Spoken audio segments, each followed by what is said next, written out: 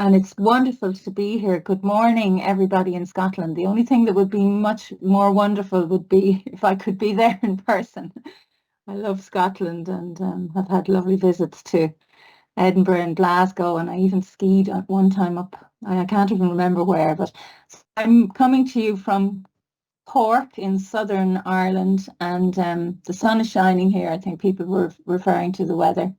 So thanks, Beverly. My background, yes, I'm a primary teacher a long time ago now, and then did my postgraduate work in measurement, research and evaluation in the US. Returned to Ireland and was a researcher at our National Educational Research Centre. And one of my first jobs was to lead an evaluation of the homeschool community liaison scheme, which was introduced in 1990 in Ireland, so over 30 years ago now. And so I was the main evaluator for that scheme at the time. And the scheme has gone from strength to strength really in the past 30 years. But based on that research, I really became convinced of the importance of parent engagement. And I should say the Homeschool Community Liaison Scheme in Ireland works in the context of DET, what we call DET schools, educationally disadvantaged schools. The word DET in the Irish language means opportunity. And so in an attempt to get away from that deficit-based language, I think it's a nice way to refer to schools as DET schools. But of course, the term disadvantage, it's negative, but also it's difficult to express what it means, without actually using it.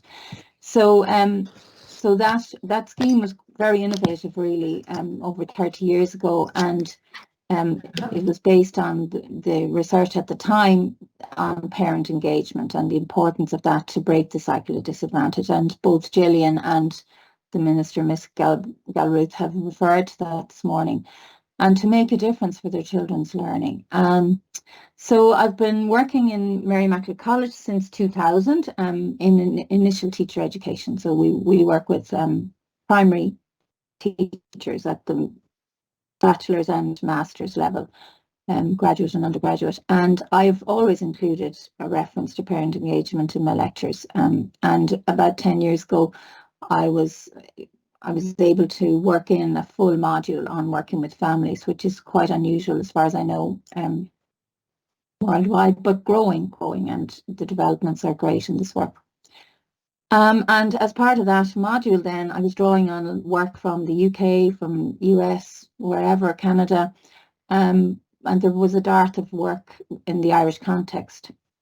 So that prompted myself and a colleague to go back out to our homeschool community liaison schools, and we visited over 35 of them around Ireland and pulled together all the excellent practice, and that's what's in the book there. That's our publication from last year, Parents in Partnership, Mapping the Way for Family, School and Community Engagement. And it's research-based, but we've designed it to make it practical and easy for teachers and homeschool community liaison coordinators to use. So within that scheme, the HSCL coordinator, it's a bit of a mouthful, is a qualified teacher who has a full-time job. Then they're relieved of their face-to-face duties with children, and their full-time job is to work with the families and to build positive relationships and so on. And as I'm chair of the TED project in Mary I too, and we work a lot with the disadvantaged schools, the DET schools in Limerick. Most importantly, I suppose, I'm a mother of 3 daughters, and the youngest one just turned 18 last month, so they've all suddenly become adults. But as any of you who are parents know, it gives us another insight into how our children experience schooling, but also and what it's like to be on the other side of the door, and also the whole piece about the huge job that is involved in being a parent.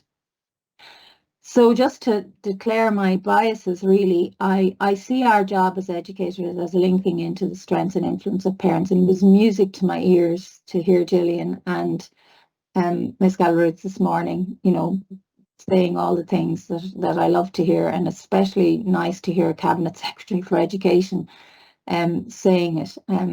And of course, there are challenges to implementation.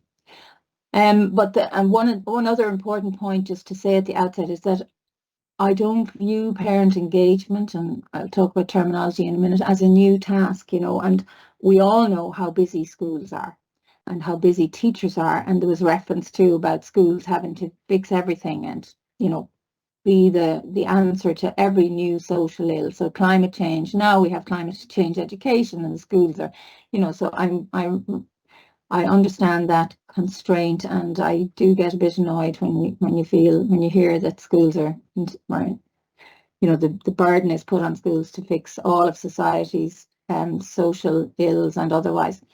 But I do think that parent engagement really can be very easily incorporated into our ways of working and our ways of thinking, and that it will then become doing what we already do, but doing it differently through the lens of engaged families. So I suppose that's to just declare that from the outset.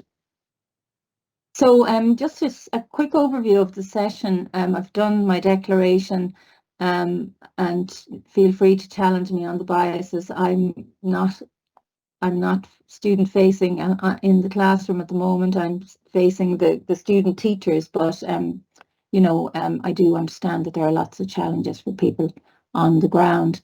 I want to talk today about the rationale for parent engagement. Briefly, we'll look a little bit at terminology, and a couple of people have referred to it already this morning too, in terms of this lovely framework for parent involvement, parent engagement, family learning and learning at home. And I know that Beverly is very very sure about using that full title, and support that completely. It doesn't trip off the tongue, that's the thing, but neither does parents in partnership, mapping the way, etc., etc. So it is, the work is complex, I suppose, and the terminology reflects that. So we'll take a look a little bit at that. I just want to go through very briefly some of the research findings and outcomes. And we have over 50 years of research now, evidence-based research, that supports this work and the importance of it. The need for teacher education, and I'll just share with you some of the findings of some research I've done with my student teachers. And then I'd like to comment on some of the aspects of the framework that I've looked at and enjoyed reading and working through. So just the rationale: there's no topic in education on which there's greater agreement than the need for family and community involvement. And Joyce Epstein is really, in my view, she's the grandmother of parent engagement, parent involvement, partnership with parents, all of that work. She's based at Johns Hopkins University, and I'm sure lots of you are familiar with her work. And from a practical viewpoint, of course, most time that children spend is outside of school. So 15% of their lives until they're 16 is spent with us in the classroom, and beyond that, they're outside with their families, in their communities, with their carers, and so on. And again, just to say that when I use the word parents, I'm referring to adults in the child's life who have legal responsibility and parental rights, and that's well defined in the framework document as well. So, and within our Irish Constitution, the primary and natural educator of the child is the family, and it's written in there to our Constitution from 1937, and the right and duty of the parents as the primary educator is in there. So we have some legislation. It's not as well developed. I'm very envious of the Scottish legislation and how comprehensive it is, and I hope that Ireland will follow suit quickly. So just before we begin, we'll see if this will work as a poll. If not, we can do it the old-fashioned way in the chat. Beverly, if you want to share the poll there. So I'd like you to just think back to your own childhood and think about how your parents, how interactions with your parents really. And first of all, memories, childhood memories that you have. How how did your parents or carers educate you? So childhood, and if you go to menti.com on your phones, I guess, or whatever device you can use, and enter that code or scan the QR code. Is that how it works, Beverly? That's correct, yes. Let's just see your answers coming in there.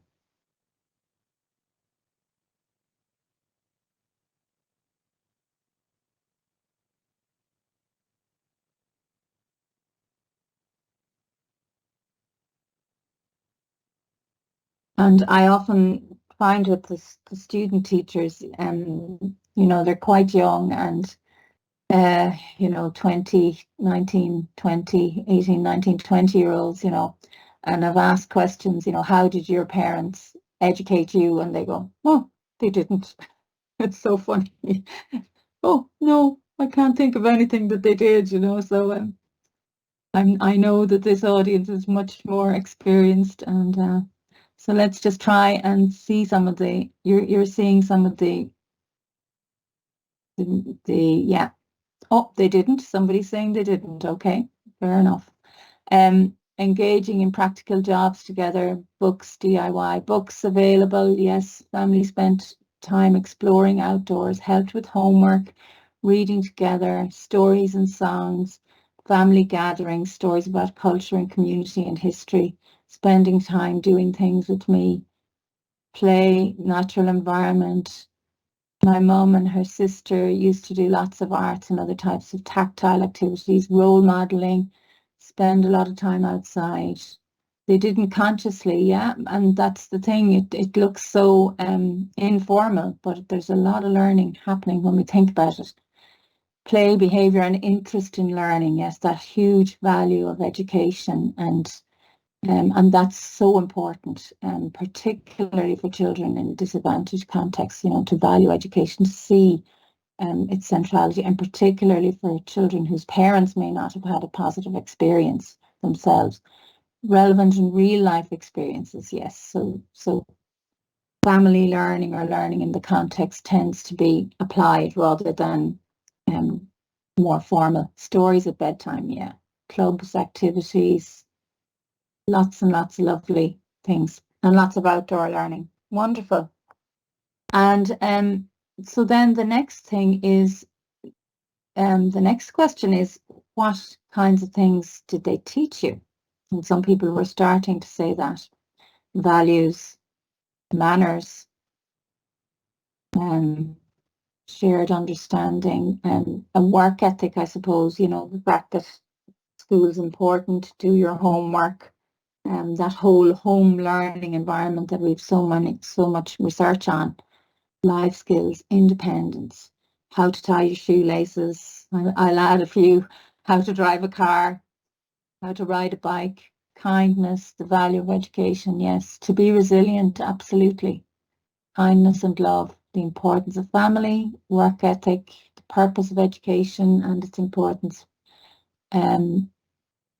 Respect, kindness, love, respect, work ethic, absolutely. How to behave, yes, manners, to be kind, social skills, empathy, kindness, positivity, absolutely.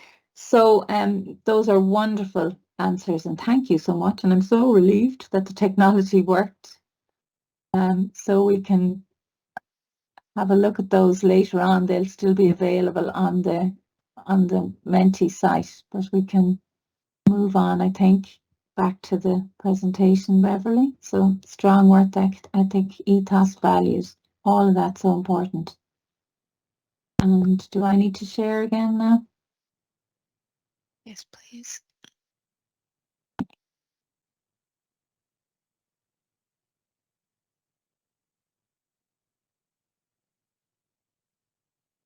So our families are just part of, our experience, and it is interesting that somebody did comment that they didn't, and there are lots of reasons for that sometimes, but as educators, it's so important that that we support this, and that we acknowledge all of the things that parents are doing, and they're doing it from before a child is born.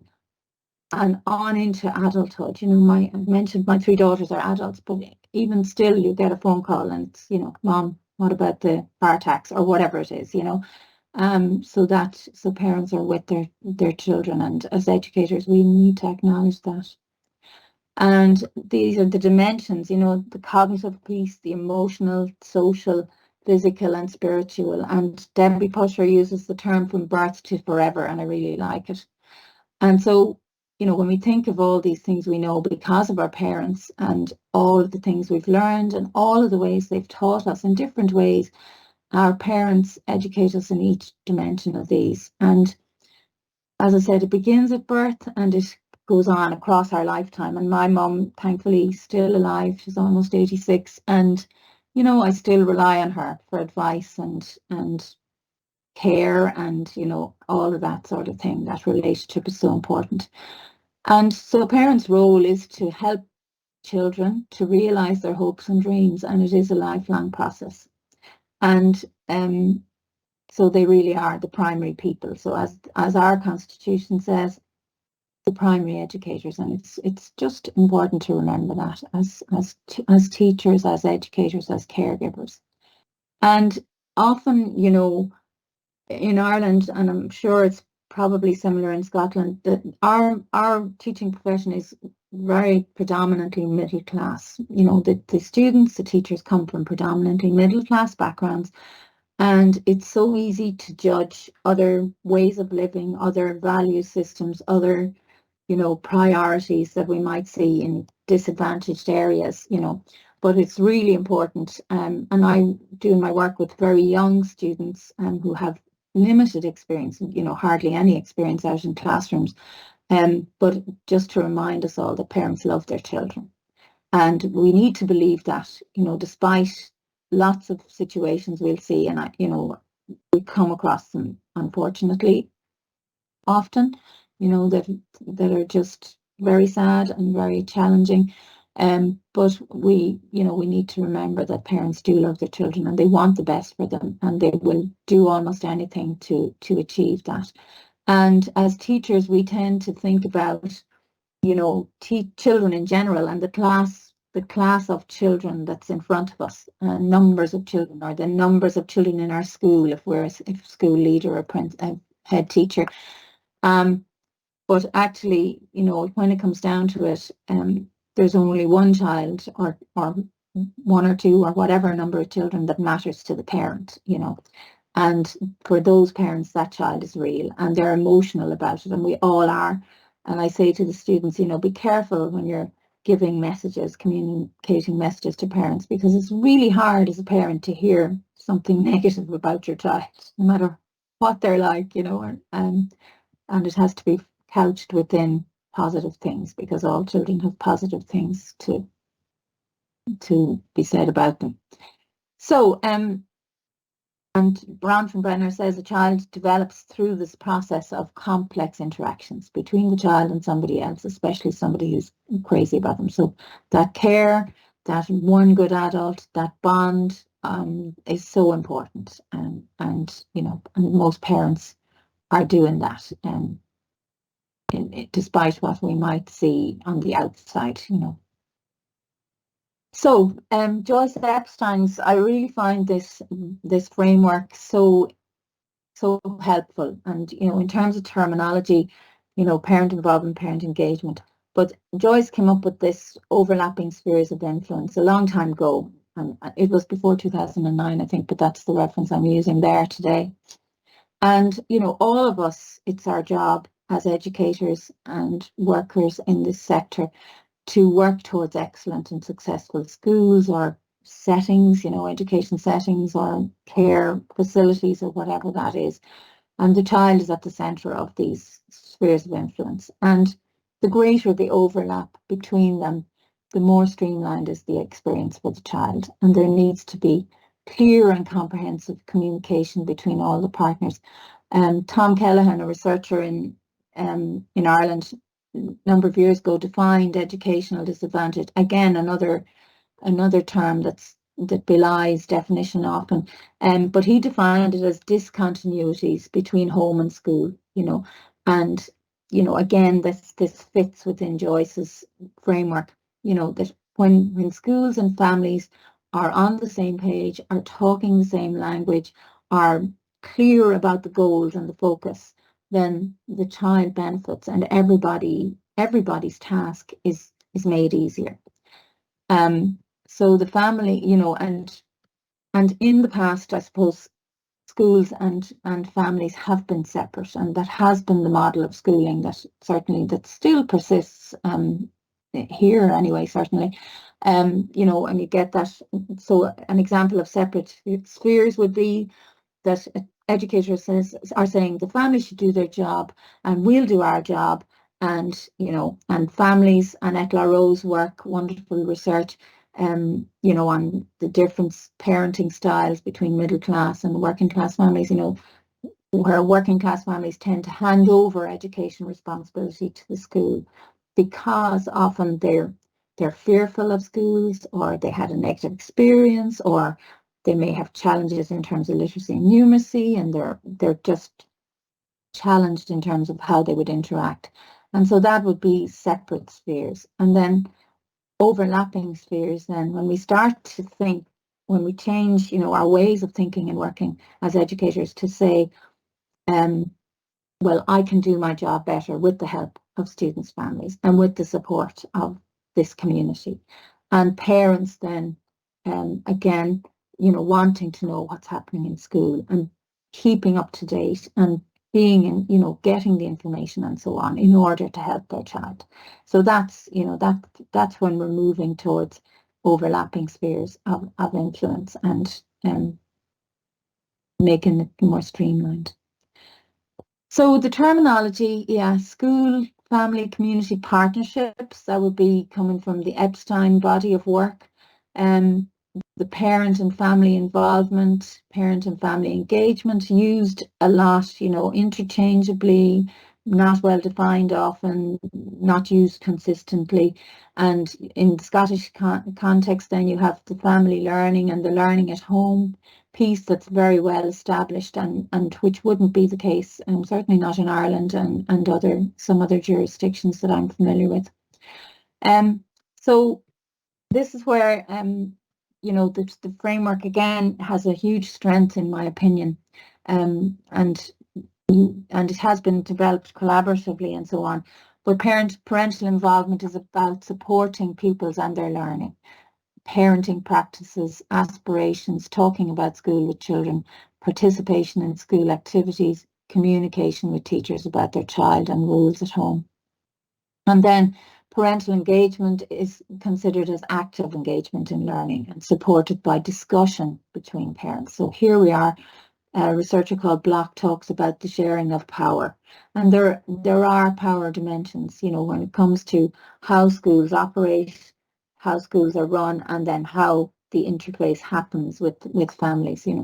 So discussion, sharing of information, sharing of decision making, and so on. Between parents, teachers and practitioners, and it represents a greater commitment and ownership of action than parental involvement, and I would completely agree with that. Now the terminology, and we had a discussion before we started today, the strategic framework for parental involvement, parental engagement, family learning and learning at home. It doesn't trip off the tongue lightly, but really, the terminology is one thing. And of course, if we're going to do this work, we need clarity and we need a shared understanding of the work we're doing and what we're trying to achieve. And that's absolutely central then to how the system in Scotland would work, for example. And that's why having this well-defined definition is very important for you. And it may not be the one that's adopted elsewhere, but that's okay. And I'm sure that as time goes on and as the collaboration between the policymakers, the theorists, the researchers, the practitioners, we'll develop our understanding. And I've seen huge moves in that in over 30 years that I've been doing this work. And I do believe too that we need to move, the work needs to move towards parent engagement. and that we do, this will require a change in our ways of working in schools to ensure that all voices are heard. So Debbie Pusher talks about a change of hearts and a change of minds, and that change takes time, of course. So just you drawing on Debbie Pusher again, this little diagram, I suppose, shows, what we're thinking about. If you use the term parent engagement, Pusher likes that term. Joyce Epstein goes more for the school, family, community partnership, but as I said, really what it's about is, what does the Scottish system, what's your shared understanding, and that there's clarity about that. That's really important. But at the bottom line is really that teachers and parents' roles complement each other. And I'm using teachers there, but I mean the broader, practitioner base, because I know we've people from lots of different settings and backgrounds here today. Educators, I suppose, is a better term, but that we complement each other's roles, and it's for children's benefit. So the research findings, there's reference to it already this morning, and it's I said it's almost a given. It's just children are more successful in school. They like school better. They stay in school longer when their families and schools work together to support their learning, and that's from 2007. But we have research for 50 years now. Imagine 5 decades. So it's a long time, and I suppose, you wonder how it has taken so long to move the practice, to follow the research. But I'd see huge developments. I'll talk about them in a while in the last recent years. So teachers want the best for their students. They want families to influence and guide and assist their children to do their schoolwork, and they want to know how to work with parents in positive ways to improve student success. And families also want the best for the children, as I've said already, and they want to communicate with teachers and find out how to help their children to do their best. And students want to succeed in school. They need support and encouragement and guidance from their parents, teachers, and other community members. And I know that any of the work that I've been involved in with parents directly, once parents are given some guidance, once they're reassured, Hoover Dempsey talks about self-efficacy, parents' sense of self-efficacy and understanding their role, and that's really important. And most recently, I took the student teachers out to schools to work with parents on science for fun, and the parents, STEM subjects can be challenging for students as well as and student teachers and teachers.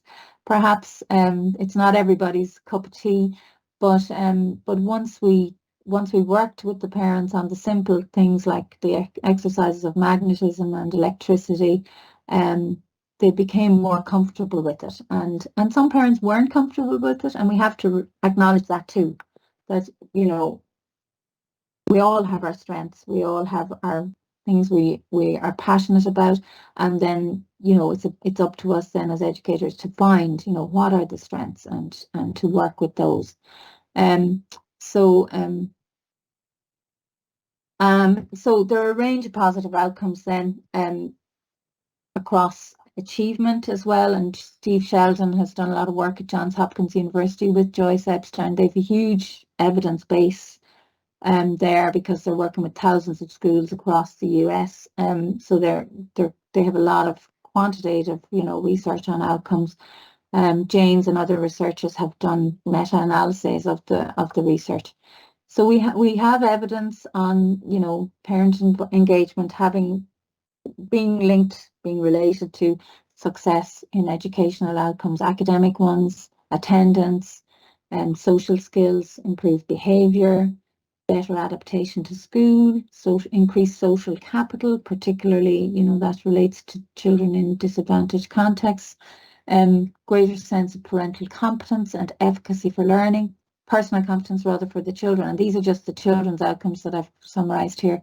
Greater engagement in schoolwork, higher educational aspirations and expectations, hugely important as well for breaking the cycle of disadvantage, that children would aspire to do well. And we've seen that through our DESH scheme here in Ireland. It's been evaluated since 2005, and we've seen increases in children's aspirations and expectations, and now setting their sights on following on from, from second level. First of all, completing post-primary school, but moving on then. And then a stronger belief in the importance of education. And all of that came through so much in what you all mentioned about what your parents taught you, And just a recent piece of research we've a national longitudinal study that's been going on for quite a while now, more than 10 years, growing up in Ireland. And I know there's a similar equivalent one in Scotland too. I've seen some of the research. Emer Smith has been working with some Scottish researchers too. But so this is just one that was published in March 21. So I expect that it was completed before the pandemic, and of course the pandemic changed everything. But just that parenting and parent-child relationships emerged across the board as strong predictors of social, emotional, and behavioural well-being. And promoting positive relationships between parents and children may go a long way to protect children from social, emotional, and behavioural difficulties, managing conflict, promoting closeness, and so on. So that's just another example, and it was interesting that the Cabinet Secretary mentioned, how behaviour and all of that is as an issue, and as it is in the Irish context too, social behaviour and, violence and homophobia and all sorts of issues emerging. And then this is work from Ohio State University. They have a family engagement centre, and I would encourage you to look at their work as well. Barbara Boone is the director there, and they're doing some really innovative work in terms of supporting educators to do this work too. And they've looked at just a continuum. So you could think about this in terms of parent involvement, say at the left of the screen, the lower impact piece, working up towards higher impact types of things, and I would classify those as parent engagement, So fundraisers, celebrations, performances, the traditional types of things, making the sandwiches, attending the sports day, those are all great and they're wonderful, and it's good to have a positive experience of school for parents, and children love that, seeing the parents and so on. But in terms of impact on achievement, they tend not to have as much impact as the other types of engagements. And home visits is a huge developing piece in the US and Canada now as well. And so where teachers would visit homes. In the Irish context, the homeschool community liaison coordinator visits homes and sometimes would bring class teachers with them.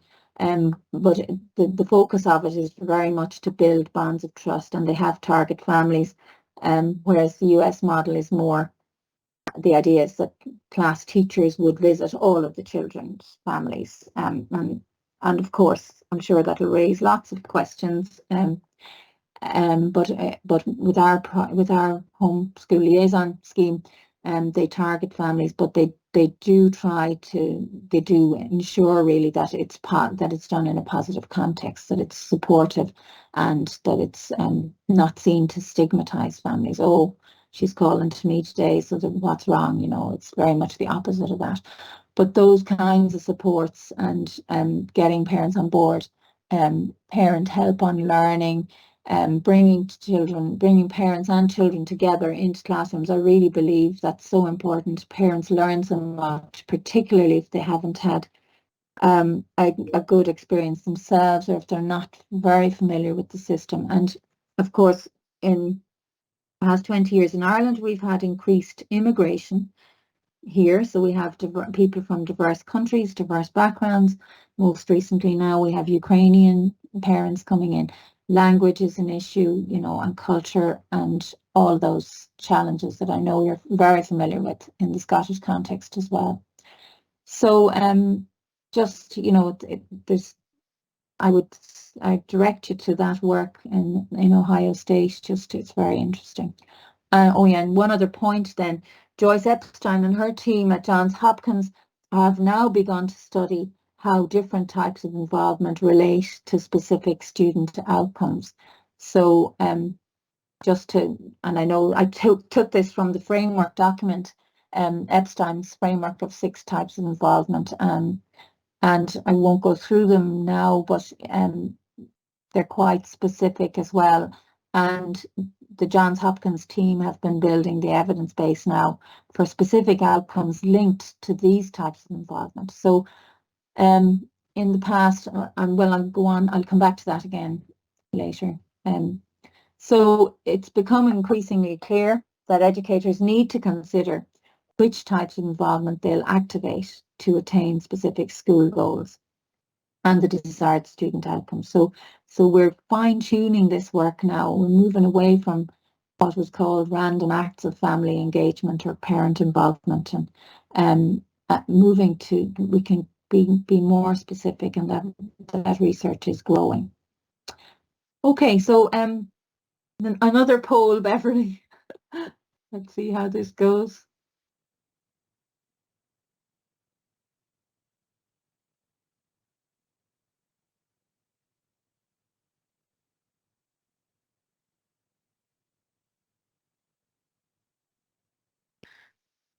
Do people need the code again, or are you still in the... It's in the chat pane if you need to get back in. I've come out of it. Okay. The next question.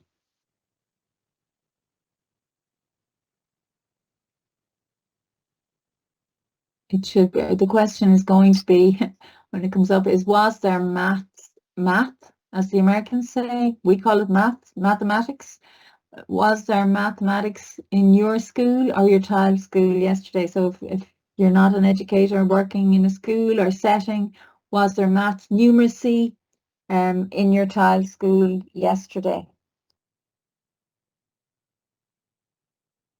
Just to see yes or no.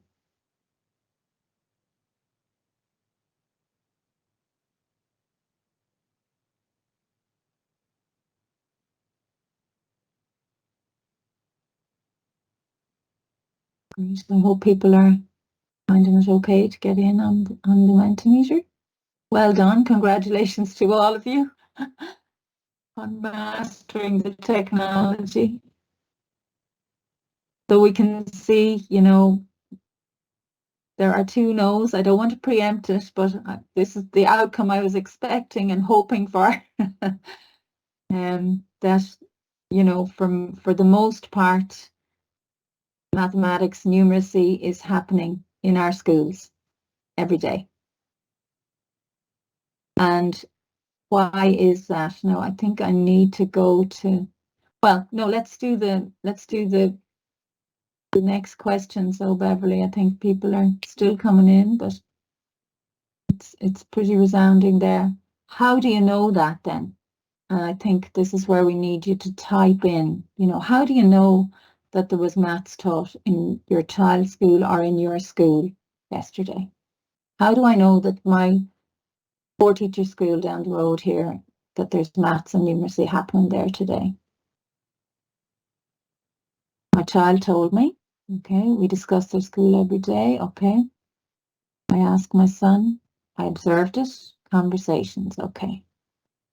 It's on the timetable. Absolutely.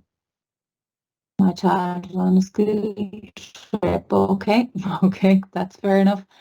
And no doubt they built in math eyes and maths in the environment, numeracy on the trip. Or else they were just having fun, which is fine too. Grandchild told me, child spoke, that I observed it. They have it every day. Yeah. And through play, yes, absolutely through play and blocks and measures, and such wonderful work that goes on with the early years and through the school as well. Observe it and heard it, yeah. So we do know maths is happening every year in the school. And I'm not going to, I will comment, but I won't do this now because we'll stay in Mentimeter because it's taken a bit of time to move in and out. So the next question, so Beverly, strong commitment to maths, yeah. So was there parental involvement or parental engagement in your school or your child's school or your setting or, you know, yesterday.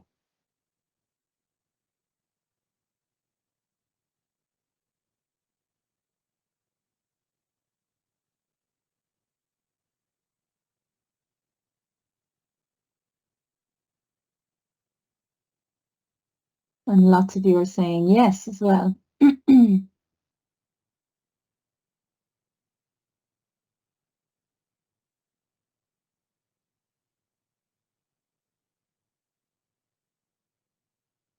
And that's really encouraging, isn't it? To see that it is happening in our schools. But you can see there that there are more no's here. And I suppose that's my point with this poll. And I'd really love to hear, maybe we can in the Q&A session, about the kinds of parental involvement and engagement that are going on, the nature of that work. I'm a yes, but most days it would be a no. Okay, yeah. So, not as resounding then in terms of parental involvement and engagement. And I think we've another question, Beverly, don't we? How do you know that? Is the next question, yeah.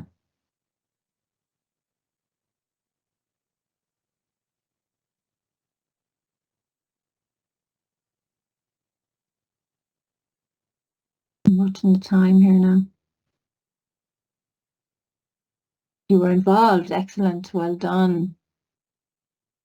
No communication from the school. Parents went on the school trip, excellent. Daily bulletin, okay, a daily bulletin, wow, that's pretty impressive. No information for parents. Communication is poor. I delivered a family learning session, excellent, well done. I asked my child. There wasn't any communication shared, yeah. Email, group call, text, and email. Okay. So mixed responses there, but I'm really heartened by but I expected it to be much more no's than yeses. Seesaw and parent council meeting. And of course, this is where COVID was our friend, wasn't it? You know, because suddenly we had classrooms pivoted into homes, you know, and parents were doing it whether they liked it or not. And I think lots of them were delighted to not have to do it anymore. But you know, now I get a Google Classroom summary every week for my second level child, and certainly that wouldn't have been the case. So yeah, so good parental involvement, excellent. Oh, that's fantastic. And there tends to be more. Yes, okay, yeah. Okay, so really nice nice insights there to what's going on. So let me go back to my screen now and make my point again. Sorry, that's a bit clunky, isn't it, moving in and out of interfaces, but at least it's working. Thanks, Beverly. Thanks for doing that. Let's move back down now to where I was.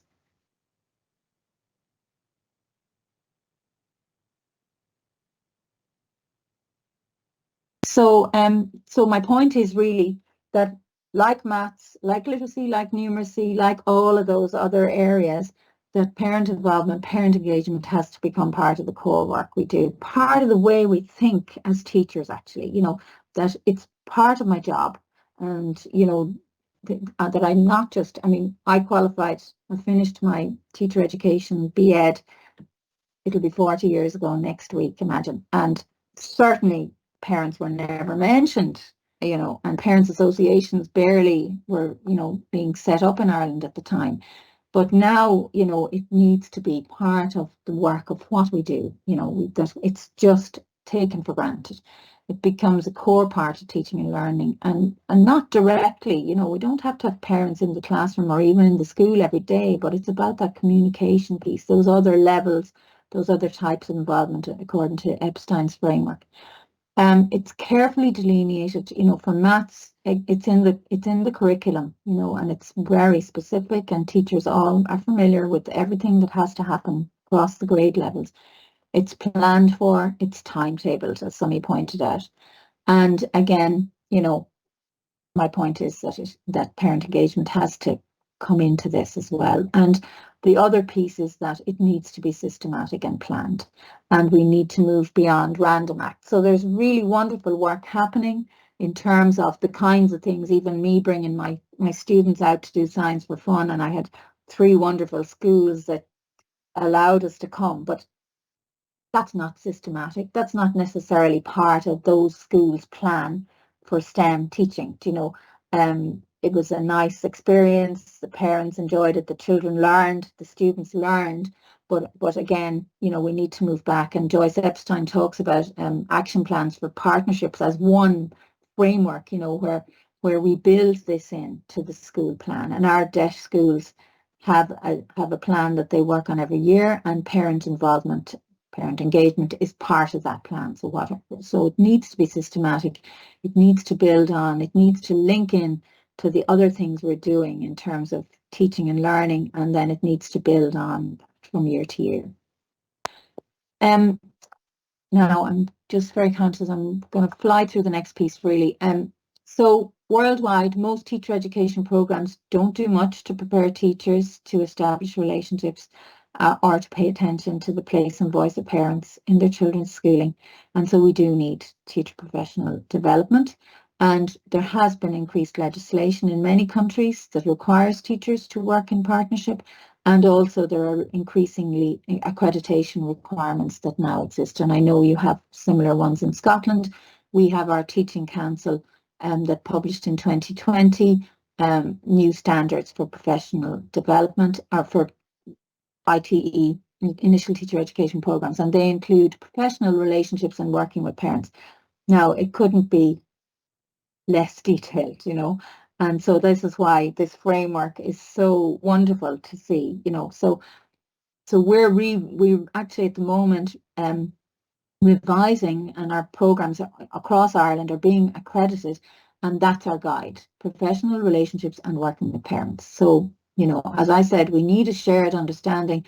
We need it to be specific, and we need it to be well defined. So I think we're lagging well behind you in Scotland. So well done to everybody who's been involved.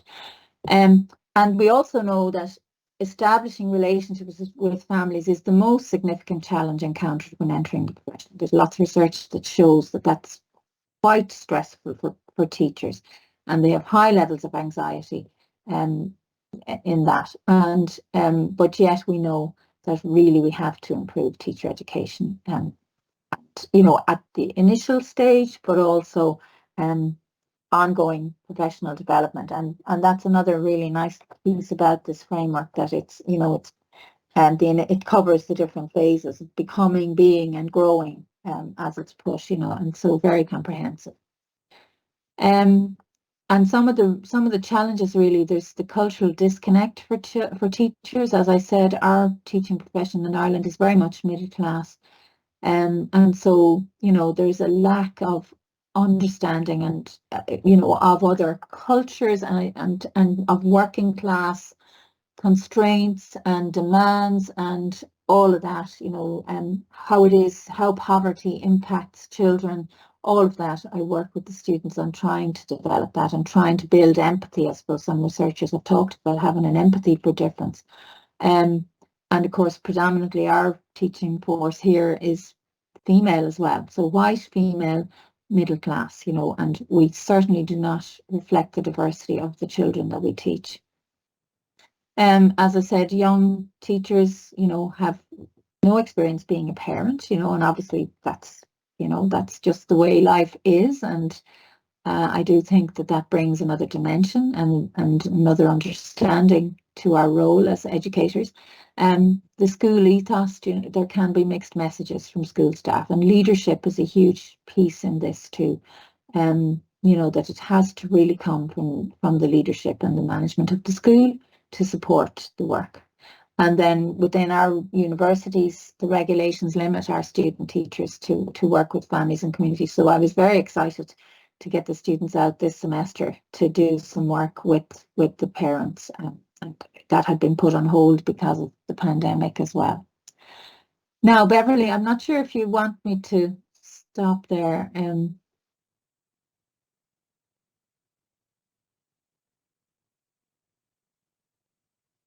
just looking at the time. Yep. We're happy to go to questions, if that's okay with you, Sandra. Yeah, I might just skip to the end. So that's research that Sure. I did with my students just about, key learning. And I'll just skip to the end then. Um, the implications that I drew on that research, so the readiness of our undergraduate students to comprehend the complexities and implications of what's involved, and the timing of these programs within, or of these modules, or this learning within the program. And of course, we work with postgraduate students too, and there are differences really, according to people's students' own life experience and so on. The limitations of a single course or module in developing it, and the need for integration. And there's so much detail in the strategic framework. It really nearly scared me away. I was trying to tick the pieces that I do, and there's so much more to be done.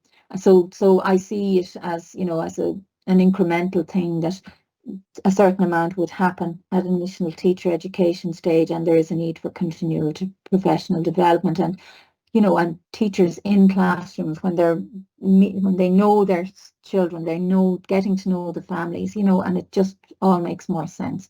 But there is school leadership required, as I said.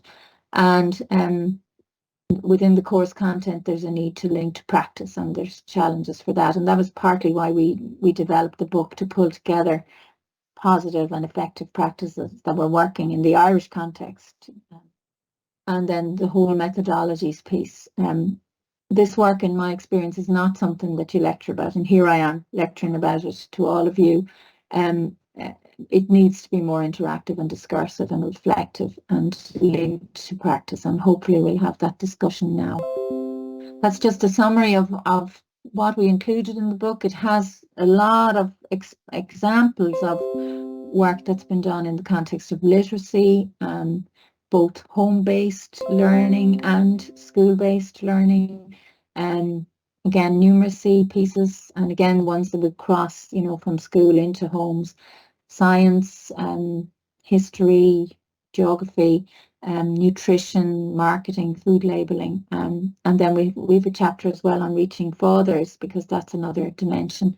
The challenges posed by issues of diversity and inclusion, and the teacher professional development. We did a review, but that has actually changed quite significantly in the last couple of years since we did that.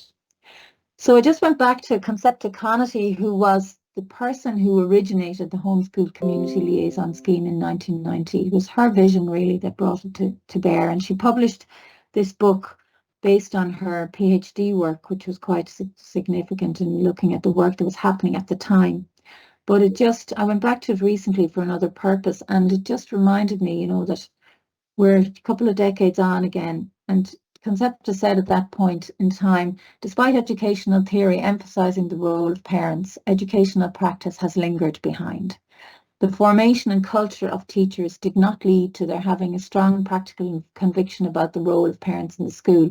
It was taken for granted that the axiom, parents as prime educators, referred to what went on at home. So teachers will say, oh, parents should do the homework, parents should make sure their child comes to school, give them their lunches, all of that. From a teacher's point, therefore, there was an absence of a positive appreciation of the possible role of parents. There was a negative apprehension in which parents were seen as threatening, intrusive, a nuisance, not really understanding the school, and not professional. And I hope we've moved a long way from there.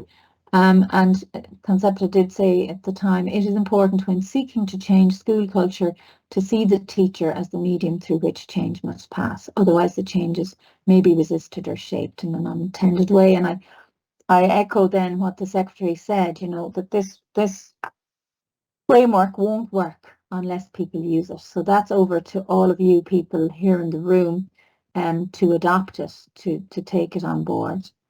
And I think I've mentioned most of the things. Meaningful change takes a long time. I'm still watching. It's like watching paint dry.